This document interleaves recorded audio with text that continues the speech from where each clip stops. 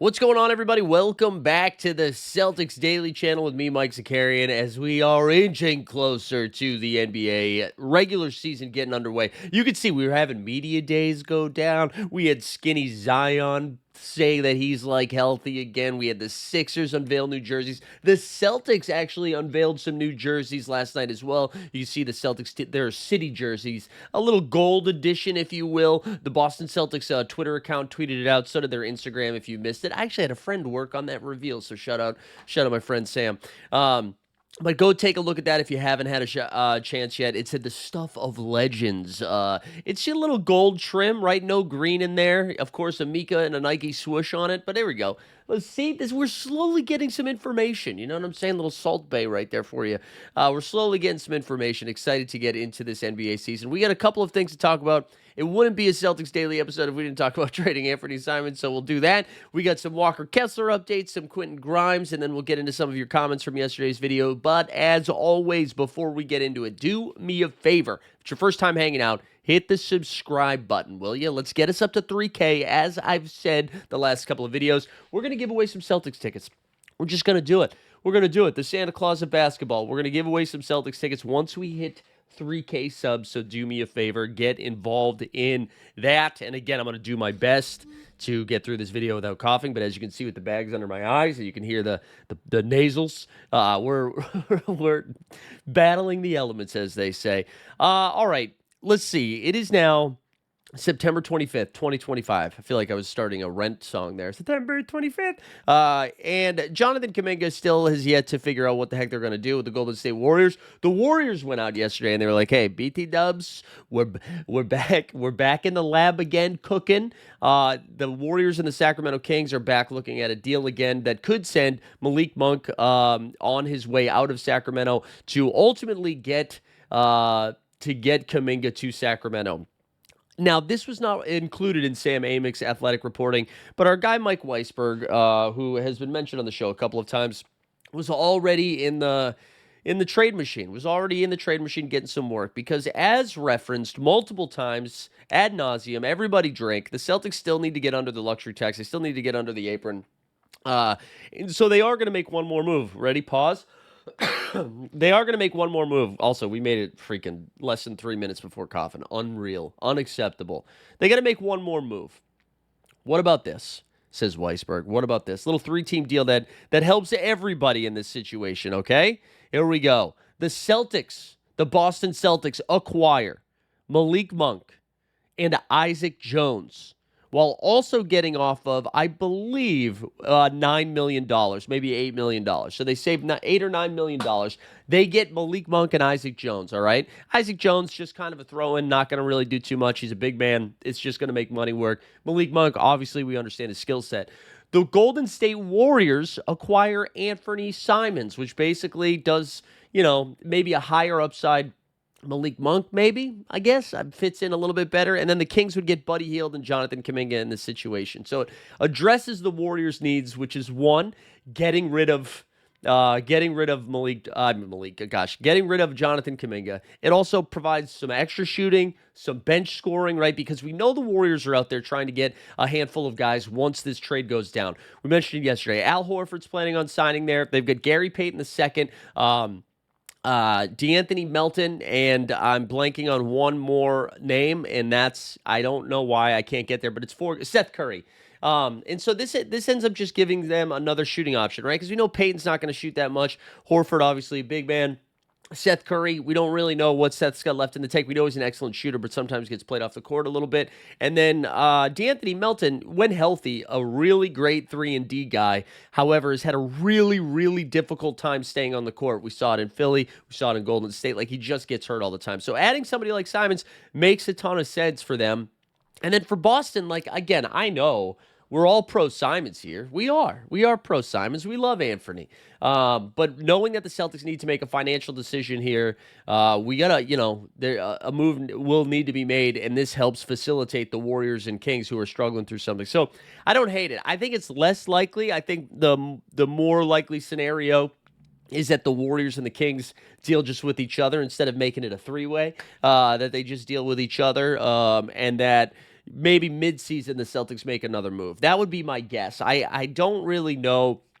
I don't really know if the Celtics are going to try to do something before training camp happens. One thing I will say, though, I mean, there's been lots of whispers, lots of whispers and reporting that the Celtics are, in fact, they're not married to Simons, that they are open to the idea of moving off of him. There's been a lot of reporting around that. So just, throwing that out there right now because I just, they're going to make another move. They're going to make another move at some point, and we know Golden State now is in desperation mode. It's freaking September 25th, as we said.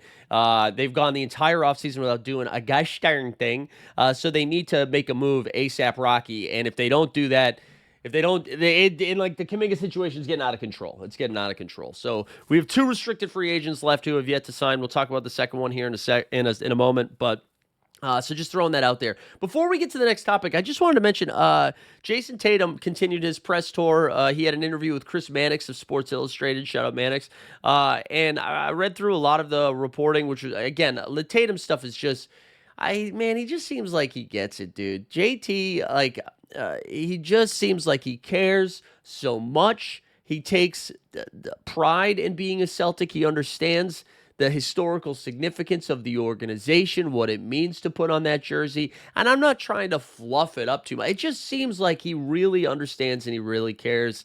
This is, if anything, this is making me root for the guy even more when he comes back. Not that I wasn't already rooting for him, but I feel like this return, I feel like there's moments in players' histories with no matter what organization where kind of solidifies them, ties them in to the city forever. And winning a title obviously does that, being homegrown. But I think suffering a catastrophic injury in the manner that he did in the playoffs while he was in the middle of one, and I know the Celtics are probably going to lose that game, but while he was in one of his best playoff performances of all time, right? And then to suffer the injury in the way that he did in the spotlight that he did, to come back and what seems like in record time, I just think that really is going to ingratiate him in the community even more so. And I if there was ever a question of him being a Celtic for life, I mean that's out the window in my opinion, anyways. But what I wanted to say about the Mannix reporting is, and we've talked about this throughout this offseason, it really seems like Joe Mazzulla, you want to talk about Tatum understanding what it means to be a Celtic? We make fun of Joe a lot for being a lunatic, right? His quotes are insane after the game, after games. He his obsession with the town. I love the town. I'll root for Ben Affleck forever. Even I don't like the town that much as Mazzulla anyways. And we're making fun of him quite a bit, but he seems to have his finger on that pulse. And Mannix reported that one of the reasons I think Tatum's progressed in the manner is that he has is the support that he's felt within the organization. And Tatum went out there and said Mazzulla has been with him every step of the way throughout this process. He said he was there the first day that he took steps without the crutches, the first day he was back in the training facility. Mazzulla has been there with him every step of the way. You remember Joe has shown up at Jaylen Brown's events. He's shown up at Peyton Pritchard's events. We saw him in Utah on stage with Nehemiah Queta. We saw him. He traveled to Colorado and spent time with Derek White and his family.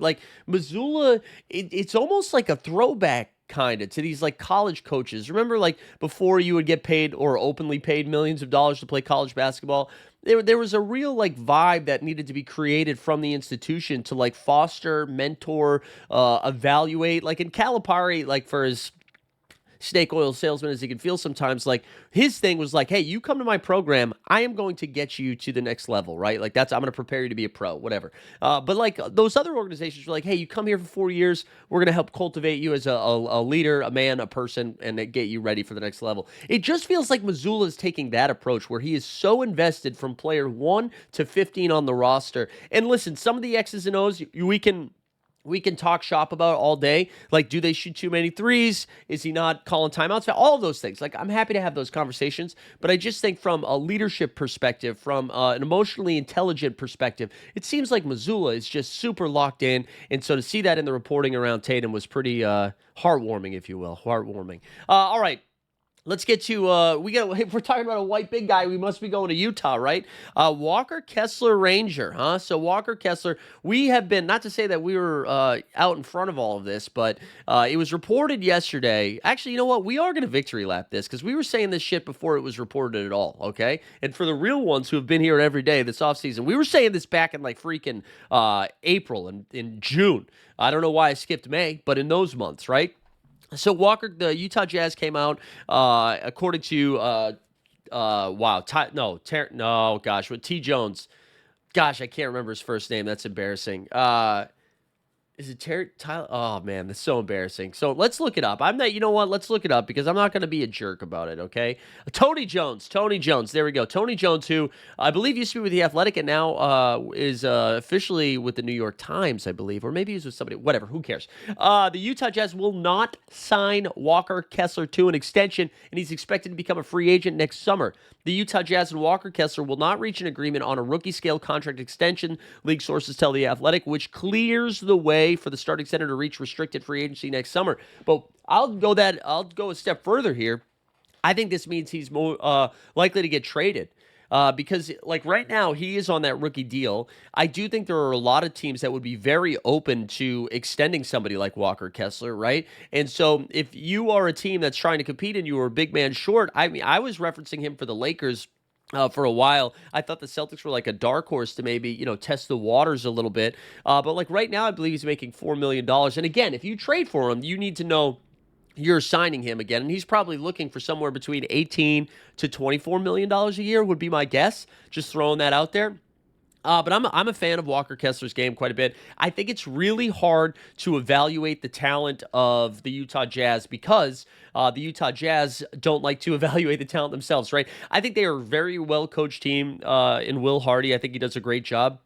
But clearly from the organization, top-down, trickle-down basketball-nomics, they were trying to lose games. And so, they were trying so hard to lose games that the NBA was like, hey, man, we got to fine you $100,000 because you're doing it too aggressively. Like, John Collins was just like, my back, and then wouldn't play. Lauri Markkanen would play like every third game.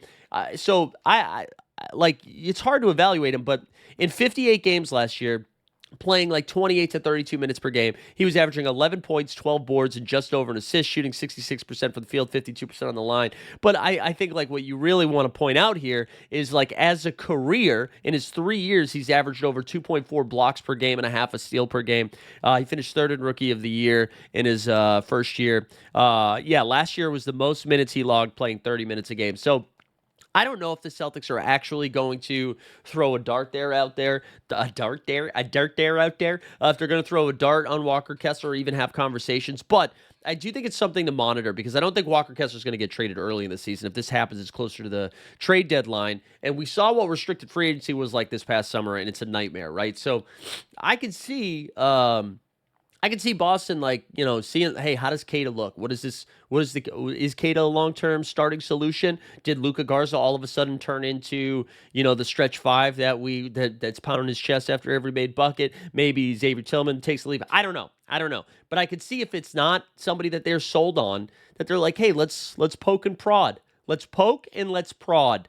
And in that scenario, right, like you'd probably have to attach some other assets to it. I don't know. So we'll have to wait and see on that. I think with the Lakers going and getting DeAndre Ayton, that kind of takes them off the sweepstakes. I mean, they could still make a move if they wanted to, but I don't know. We'll have to pay attention to this as we get closer. But I'm a Walker Kessler fan. I would definitely be open to that. Speaking of restricted free agencies, I saw a lot of reporting on this yesterday. Quentin Grimes. Quentin Grimes still has not signed as a restricted free agent. That's what I was saying, man. These RFAs are kind of wild. Like Quentin Grimes hasn't signed, Kuminga hasn't signed. We saw Cam Thomas sign the qualifying offer, which was like $6 or $8 million. And now the Brooklyn media day was kind of like, no, Cam's mature. This doesn't mean he's not staying long term. That's going to be a nightmare scenario this year because Cam's going to be playing for a new contract, and I don't think Brooklyn's going to be open to playing him a ton. And then so Quentin Grimes, a lot of reporting being like, wow, can you believe this? Quentin Grimes is not at media day with the 76ers. Quentin Grimes is not going to travel with the team overseas. Well, no shit, because Quentin Grimes right now is not a Philadelphia 76er. He's a restricted free agent. Why would he be participating in all of that? He's not on the team. I do think that the Sixers are going to come to a deal with Grimes. I don't see anybody else throwing that out there, but I think this stuff is important to monitor as we, just get into this new level of the NBA and the CBA and blah blah blah. But I just think contracts are going to be different as we head into the future here. So, oh, we get a little doggo sighting. There we go. You guys can't see it because of the overlay, but the great Bandino made his way over here.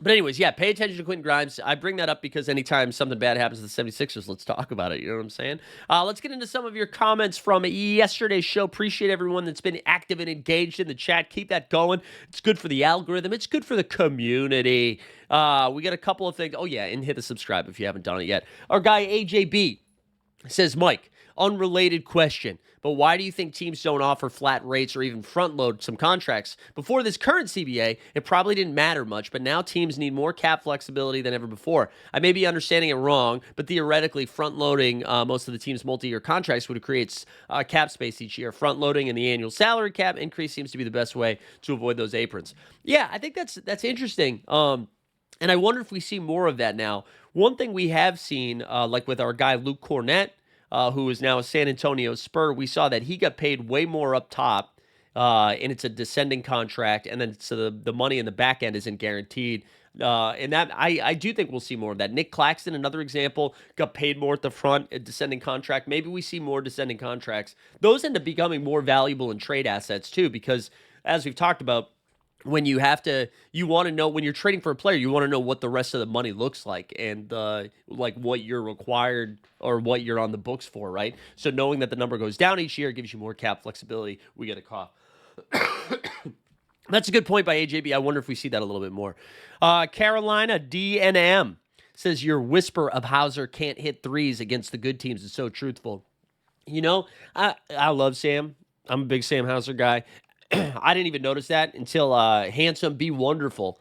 Shout out Handsome Be Wonderful. He pointed it out. So yeah, I do think there is some truth to that, which is a bummer. I feel like that's small sample size, but he was tough. Also, is Handsome Be Wonderful from Still Potable? Host of Still Potable? I don't know. Shout out Still Potable if they are. Big fan. I'm sure you are too. It's good stuff. But anyways, yeah, Sammy Hauser. He has not hit the threes in the postseason so far. All right, what else did we say here? We got, our guy Chris Mailot said you saved yourself by saying you want to keep Pritchard. I almost had to flip out. Yeah, listen, guys, I'm pro. If anybody is tuned in at any point, I'm pro PP. We love Peyton Pritchard in this house. I don't think they're trading him. We're keeping Peyton Pritchard. I just brought it up because Bill Simmons brought it up. And, if Bill Simmons says it must be truth. That's going to do it for us today, though. Appreciate everybody hanging out. Like the video, subscribe to the channel. We'll see you back. Isn't this great? We're getting like more and more real information now. So now you don't have me just like entering fake trades every time. This is good. Good content for all of us. Hit the subscribe. We'll see you next time.